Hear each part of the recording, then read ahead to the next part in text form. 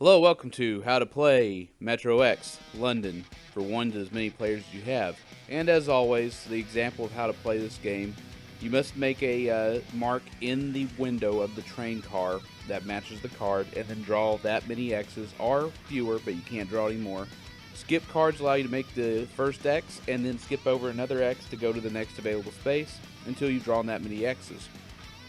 Transfer cards, you put an X in the window and you go to the next available open spot and you count the number of lines running through it and you double that number to have, in that case we had 3 lines, so now it's a 6. Free spaces, you're allowed to put the X anywhere without having to mark it in the window. So we start off the game with a transfer, and in this map there is plenty of opportunity to get a good transfer score. Then we have a 6. Now of course every time you score a 6, you have to reshuffle the deck. Overall, this map was somewhat easier than the Paris map, and there's a lot of opportunities to have transfers in this map. There's a lot of lines running together, a lot of opportunities to get some really big points, more than what you would score just completing the lines.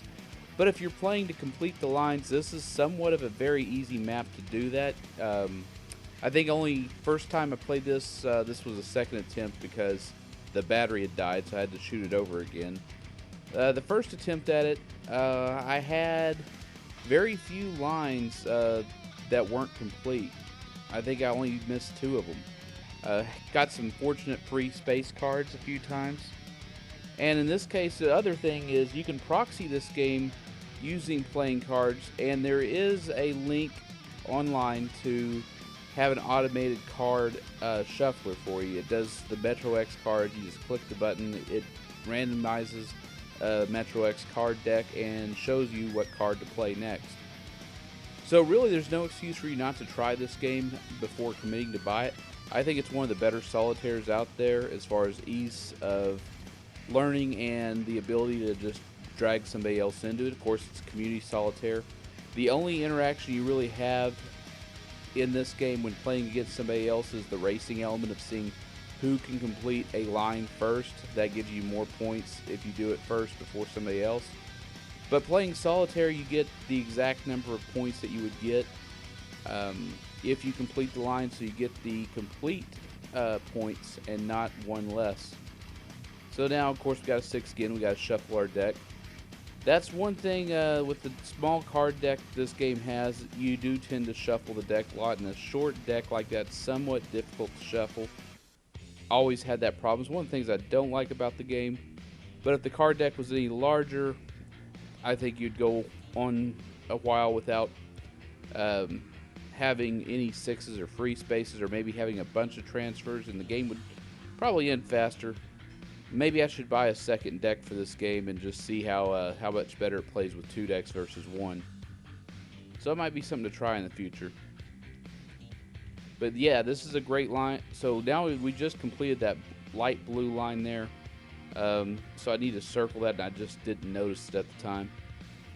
But I'll notice it when it comes down to scoring. You don't necessarily have to circle when you're playing it by yourself. You can wait until later. Because sometimes with this map, you won't even notice that you've completed the line. That's how fast some of these lines go versus others. And there were no special rules with this map versus the New York City map where they had some lines that you had to complete, other lines to score. This case did not happen. So now, of course, if you can't do all 6, you just go to the next available one and put an X. That's the only thing with this game. You don't have to get all the X's on a card. Sometimes, by the nature of how the lines interact, you'll come to an open space, put it down, and then the next space next to it is already marked because of another line running through it, using that route or whatever. So you don't have to take all the X's. You could actually take less. I'd never seen an instance where you'd want to do that unless you were hoping for a transfer and you just did not want to interrupt your transfer. So we ended up looking to see if we'd get a free space card. We did, and we got a 4. All our windows are marked up, so now we have to score. We have to count how many blank spaces we have left.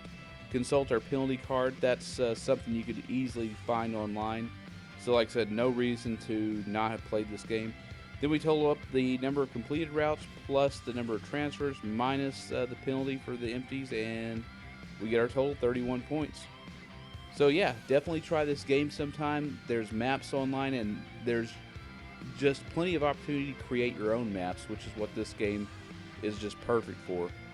And so, like always, if you want to play something besides a solitaire and play actual games with people, join us on our subreddit, Card Game Meetups.